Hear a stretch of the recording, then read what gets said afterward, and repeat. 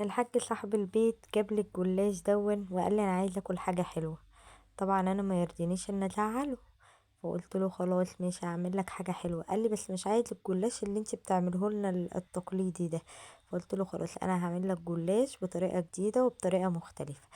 فتعالوا بقى نشوف احنا هنعمل ايه مع بعض. انا هنا جبت الصينيه بتاعتي، دهنتها سمنه زي ما انتوا شايفين كده، وهبتدي ارص الجلاش بتاعي مثلث، يعني مش هحطه مربع زي ما بنحطه، لا انا هحطه مثلث.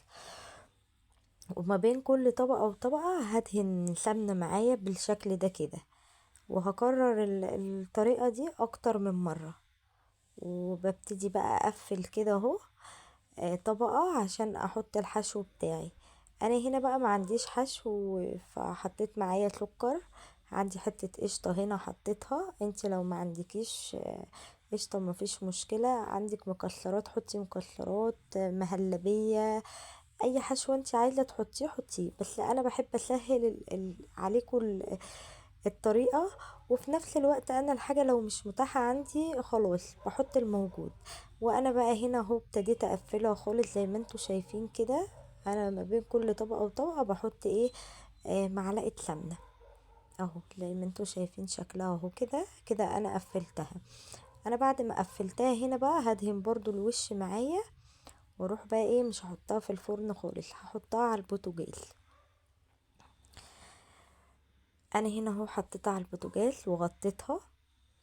عملت هنا بقى اللبن بتاعي اللي هشربه بيها، حطيت معلقتين سكر، معلقة فانيليا هتديها طعم حلو قوي. انتي عايزة تحليها اكتر من كده حليها. انا هنا اهو قلبتها على الوش ده، لازم ناخد بالنا عشان ما تتحرقش.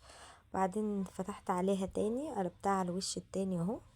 هجيب اللبن بتاعي بقى، نزلت باللبن، لازم اسمع صوت اللبن كده وبيعمل تش معانا ويتبقبق معانا كده. بصوا انا هنا اهو شربتها، ادي شكلها بعد ما خلصت اهي. عملنا هنا بقى ايه، مش هنقول عليه جلاش، هنقول عملنا فطيرة بالسكر واللبن زي ما انتوا شايفين اهي. حلوة جدا وجميلة. انت عايزة تقللي اللبن قلليه، عايزة تخليه زيادة خليه.